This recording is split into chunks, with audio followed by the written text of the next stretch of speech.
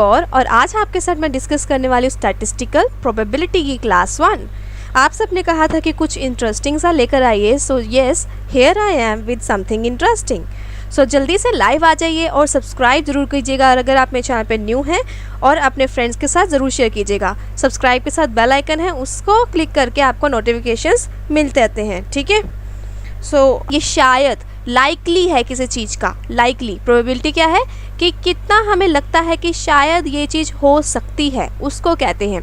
अगर मैं आपको सीधा एग्जाम्पल की तरफ ले जाऊं तो डेफिनेटली हम बहुत ही अच्छे से समझ पाएंगे।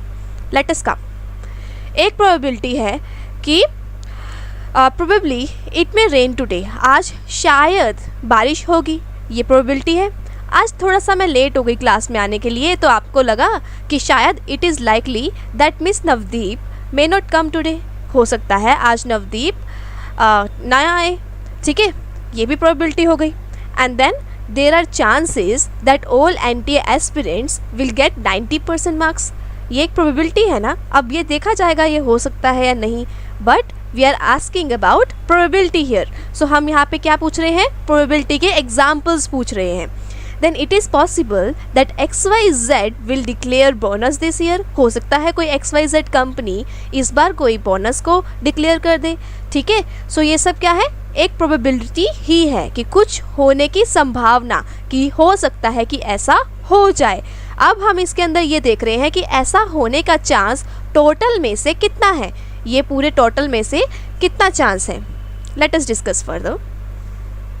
अब हमें क्या समझ में आया कि प्रोबेबल, लाइकली, चांसेस यहाँ पे हम देख रहे हैं। प्रोबेबिलिटी का क्या मतलब है कि यहाँ पर कोई अनसर्टेनिटी भी इन्वॉल्व है, यानी कि हम क्या कह रहे हैं, शायद हो सकता है, शायद ना हो सकता हो। टोटल में से कुछ ना कुछ यहाँ पे डिफरेंसेस भी हैं। देन एम ऑफ प्रोबेबिलिटी क्या है कि आपको कोई मेजर बताया जाए कि ये जो शायद वाला कंसर्न है, यहाँ पर ये जो अनसर्टेनिटी है उस तक हम कैसे पहुँच सकते हैं, मतलब वो कितना ज़्यादा हमारा स्ट्रॉन्ग है, वो अनसर्टेनिटी से रिलेटेड जो टॉपिक है ये हो सकता है वो कितना ज़्यादा हम उधर तक पहुंच सकते हैं, उससे रिलेटेड थोड़ा आइडिया पाना चाहते हैं। एग्जाम्पल के लिए मैंने कहा यहाँ पर कि एनटीए नेट के एस्पिरेंट्स के 90% मार्क्स आने के चांस है, सभी के। अब इसके चांस आपको भी पता है कि कितना हो सकता है और मुझे भी पता है कितना हो सकता है। इसको अगर मुझे मेज़र करना है तो वो मैं यहाँ पर इस तरीके से एश्योर हो जाती हूँ, ठीक है। Then probability is ratio of favourable cases, ये क्या है, फेवरेबल केसेस की रेशियो है to total number of equally likely cases, यानी कि यहाँ पे मैं लिखती हूँ वो वाला चीज़ जो फेवरेबल है, शायद हो सकती है, किस में से, टोटल में से। तो शायद ये जो हो सकती है ये अपनी मर्जी से नहीं लिखते हैं हम, जो आ सकता है उसी से लिखते हैं, ओके। सो अभी हम आपके साथ कुछ और बेसिक डिस्कस करते हैं। प्रोबेबिलिटी में होता है एक म्यूचुअली एक्सक्लूसिव इवेंट, दूसरा होता है non mutually exclusive event. Mutually exclusive का क्या मतलब है कि ए के होने का चांस बी के होने पे बिल्कुल भी डिपेंड नहीं करता, ठीक है। मान लो अगर मैंने एक कॉइन टॉस किया है तो उसका बी की वजह से कोई लिंक नहीं होगा, दूसरी बार कॉइन टॉस किया उससे कोई लिंक नहीं होगा, ठीक है। सो म्यूचुअली एक्सक्लूसिव का मतलब होता है ए की संभावना बी से बिल्कुल अलग है। लेकिन नॉन म्यूचुअली का मतलब यहाँ पे कोई ना कोई इंटरसेक्शन भी हो रहा है, दोनों चीज़ें भी हो सकती हैं, ये है नॉन म्यूचुअली। अभी आज के डेट में हम डिस्कस करेंगे mutually, and then next lesson में हम नॉन म्यूचुअली पे आएंगे। सो अभी आपको क्या समझ में आया, म्यूचुअली एक्सक्लूसिव का मतलब है अकरेंस ऑफ वन इवेंट जो कि आपका बताती है कि दूसरा इवेंट इम्पॉसिबल है। देन हमें पता चलता है कि यहाँ पर एक एडिटिव लॉ होता है, ठीक है। यहाँ पे एडिटिव लॉ ऑफ प्रोबेबिलिटी है जिसके थ्रू मैं आज के क्वेश्चंस को सॉल्व करने के लिए दिखाऊंगी। So let us come to this. Mathematical model कैसा बन सकता है प्रोबेबिलिटी का, प्रोबेबिलिटी ऑफ ए, यानी कि कुछ होने की प्रोबेबिलिटी होती है, हम उसको दिखाते हैं एक छोटे पी से दिखा देते हैं। देन इसका फॉर्मूला है m डिवाइडेड बाय n, ये जस्ट आइडिया के लिए लिखा है। इसमें हम क्या कर सकते हैं, जितने भी नंबर ऑफ फेवरेबल केसेस हैं उसको डिवाइड करते हैं total number of equally likely cases, कि हमें लगता है कि कितना टोटल नंबर उसका है। अभी let us see with example, okay. यहाँ पे अगर दो इवेंट हैं, दो इवेंट यानी कि दो एक ए होने का चांस है और एक बी होने का चांस है। सो अभी मैं एग्जांपल दूंगी, डोंट वरी, बहुत अच्छे एग्जांपल है मेरे पास। सो इसका फॉर्मूला पहले समझ लेते हैं। पहले हम क्या करते हैं, म्यूचुअली एक्सक्लूसिव है ना, एक होने का या फिर अगर बीच में हम और लगाते हैं तो इनको प्लस करते हैं। प्रोबेबिलिटी ऑफ ए को बी के साथ क्या करते हैं, यहाँ पर प्लस किया जाता है। Is this clear? ओके। अगर एंड लगाते हैं तो एंड का मतलब है कि उसको मल्टीप्लाई करना है। बट लेट अस डिस्कस धीरे धीरे डिस्कस करते हैं इसको, ताकि पूरा जो क्लैरिटी आ जाए। अच्छा, अभी हमने एग्जांपल लिया कार्ड्स का। कार्ड्स के अंदर क्या क्या होता है, ये है पूरे 52 कार्ड्स।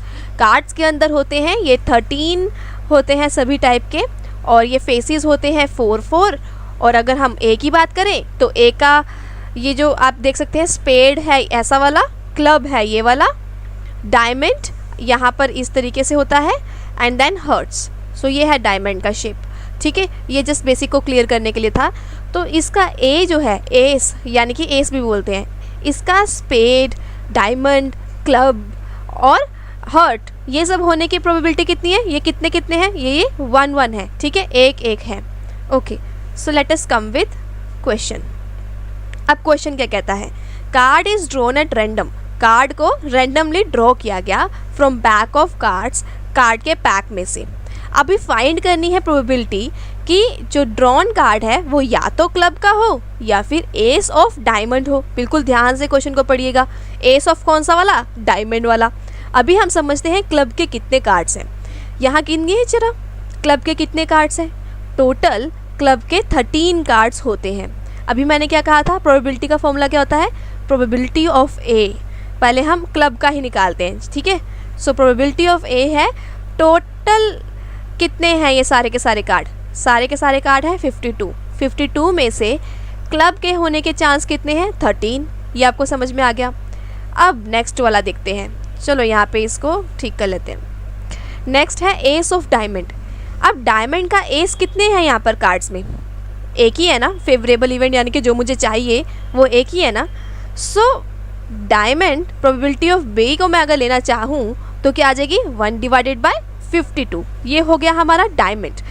अभी मुझे क्वेश्चन पूछता है कि प्रोबेबिलिटी ऑफ कार्ड कि ये क्लब हो या फिर एस हो। ठीक है, ईदर क्लब और एस। इसका मतलब मुझे क्या करना है, म्यूचुअली एक्सक्लूसिव वाला फॉर्मूला लगाना है। सो उसके लिए हम लेट अस सी क्या कर सकते हैं, probability of A plus probability of B को यहाँ पर ऐड करेंगे तो हमारा आंसर आ जाएगा 13/52 प्लस 1/52। अभी क्या आया टोटल, अभी आ गया 14/52 is equals to 7/26। So friends, ये लेसन अच्छा लग रहा है तो प्लीज़ डू लाइक, क्योंकि आपके लाइक की स्पीड मुझे बताती है कि ये कितना इंटरेस्टिंग लग रहा है, सो दैट मैं इसके साथ आपके साथ और भी लेसन्स लेकर आती रहूँ टाइम टू टाइम। ठीक है, ये बहुत इंपॉर्टेंट है हमारे लिए। ओके, सो यहाँ पर क्या नहीं समझ में आया। सो अभी इसको जब हम सॉल्व करेंगे तो क्या आ जाएगा, 7/26। अभी मेरे यहाँ पर खुला है, यहाँ पे चैट अभी खुला है, पहले दिख ही नहीं रहा था आपका चैट। ओके, सो अभी हम आगे डिस्कस करते हैं। ये तो आ गया ना आपको ये वाला question. Then perfect die is tossed. क्या किया, एक परफेक्ट यानी कि सिंपल सा डाई है, उसको टॉस किया गया। What is probability of throwing 5 और 6। 5 या 6 को थ्रो करने की क्या क्या प्रोबेबिलिटीज़ हैं, ये आपको देखना है। सबसे पहले तो मैं देखूंगी प्रोबेबिलिटी ऑफ 5 देख लेते हैं पहले। ठीक है, 5 को टॉस करने की, अब एक डाई है, डाई के अंदर टोटल कितने होते हैं, टोटल होते हैं 6। 6 में से ये फिफ्थ वाला आने की क्या चांस है, कितने हैं ये फिफ्थ, सिर्फ एक ही है। सो यहाँ पे क्या आ जाएगा, 1। एंड देन प्रोबेबिलिटी ऑफ 6 को देखते हैं, ये टोटल है 6।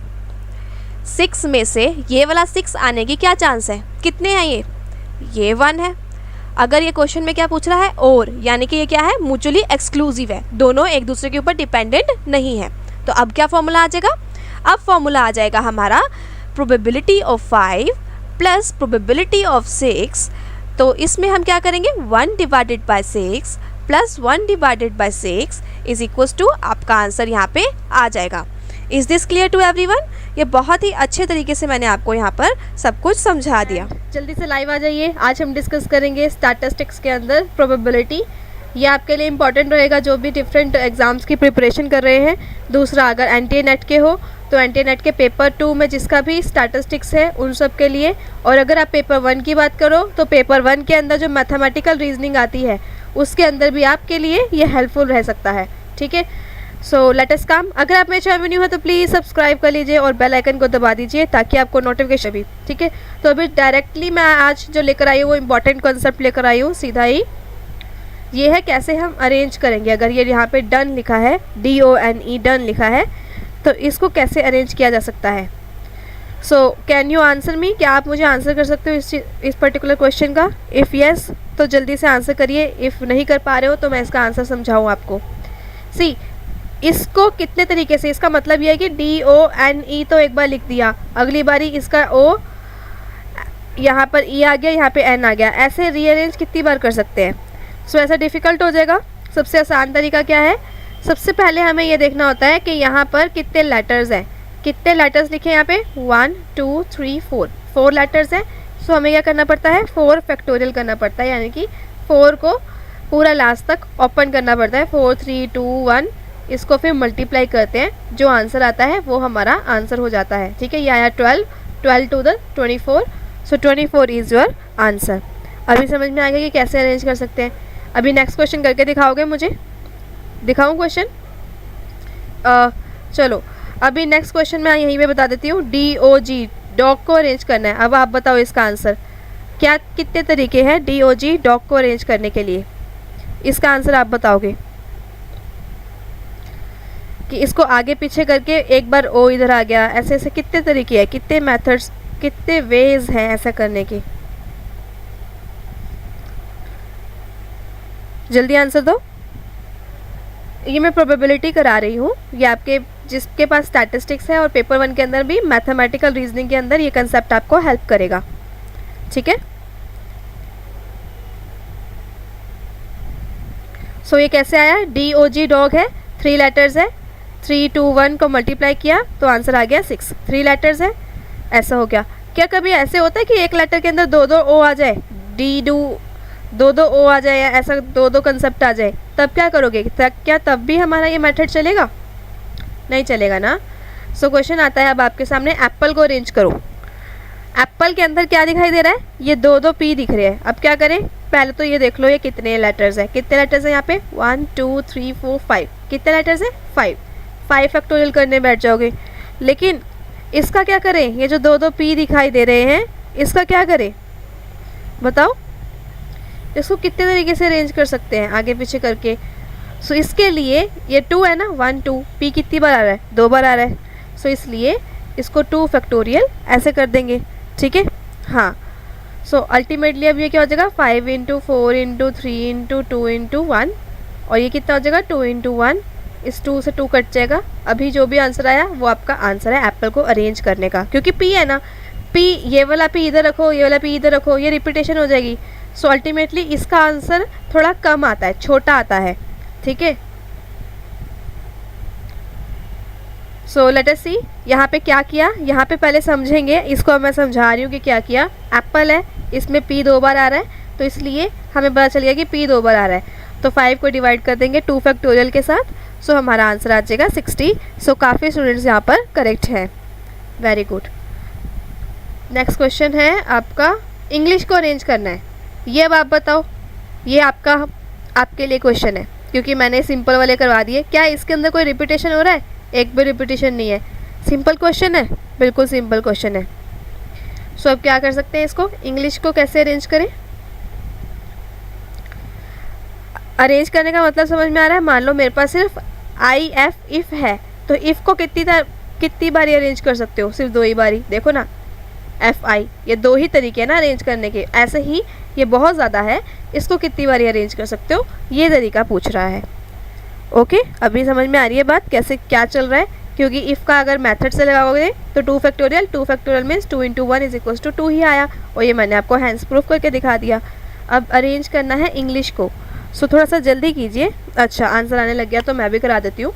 सो यहाँ पे जब काउंट करेंगे तो आते हैं 7 लेटर्स, गिनो 1 2 3 4 5 6 7, 7 बार इसको टोटल करना है मल्टीप्लाई। मल्टीप्लाई जब हम करेंगे कुछ स्टूडेंट्स मुझे ये बताओ, इतना बड़ा मल्टीप्लिकेशन थोड़ी ना आ रहा है, सिंपल ये वाला मल्टीप्लिकेशन आ रहा है। मल्टीप्लाई करेंगे तो आंसर आप सबका सही आ रहा है, दैट इज़ 5040, बिल्कुल सही।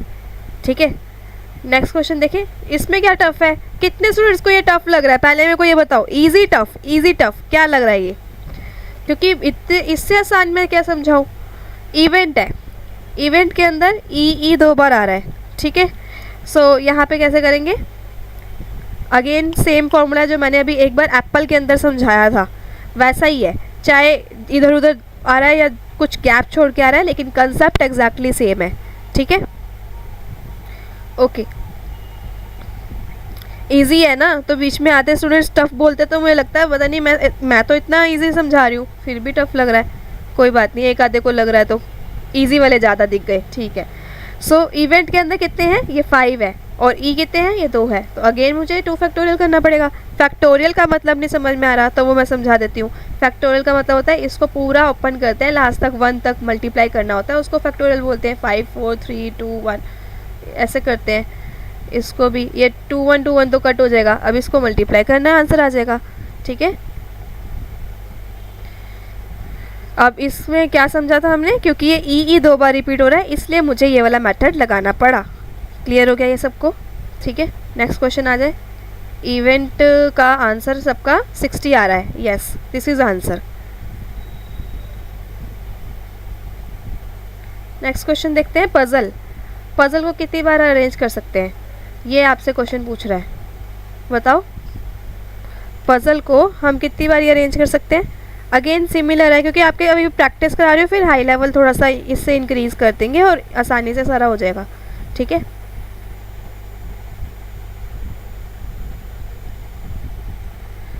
ओके 3 लेटर सेम हो तो क्या करेंगे, फिर 3 से फैक्टोरियल कर देंगे उसको। ठीक है, और अभी होता है इसके अंदर कि कभी किसी के नाम पे 2 बार ही z मतलब कुछ डबल आ रहा हो 2 बार, तो वो अभी एक क्वेश्चन मैं लेकर आऊँगी उसका भी, डोंट वरी। अगर किसी के अंदर z 3 बार है तो उसको 3 फैक्टोरियल कर देंगे, नीचे डिवाइड कर देंगे। ठीक है, अभी इसका आंसर आ गया सबके पास, यस।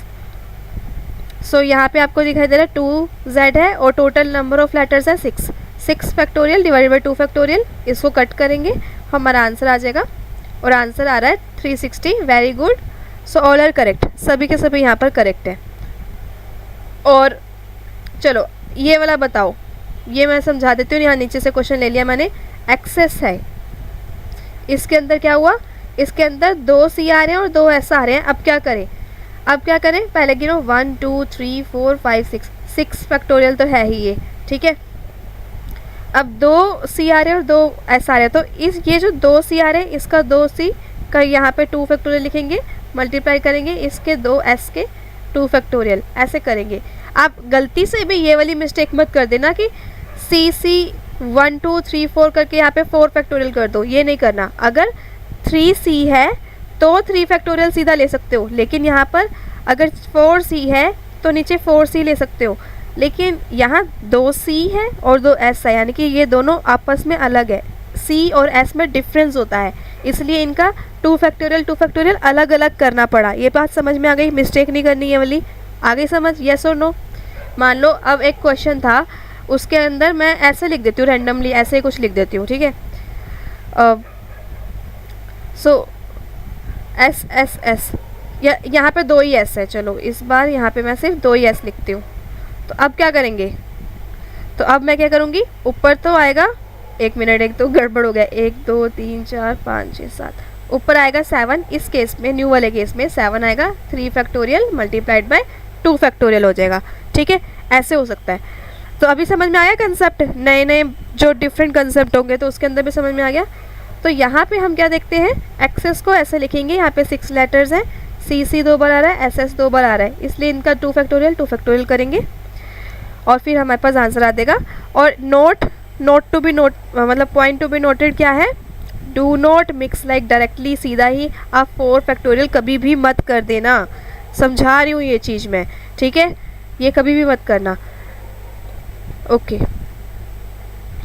सो अभी आंसर आपका सबका सही है, 180 आंसर आ रहा है। ठीक, समझ में आ गया आपको। इसके अलावा इससे ज़्यादा डिजिट होंगे, बीच में कुछ और होगा तो वो भी आप कर लोगे।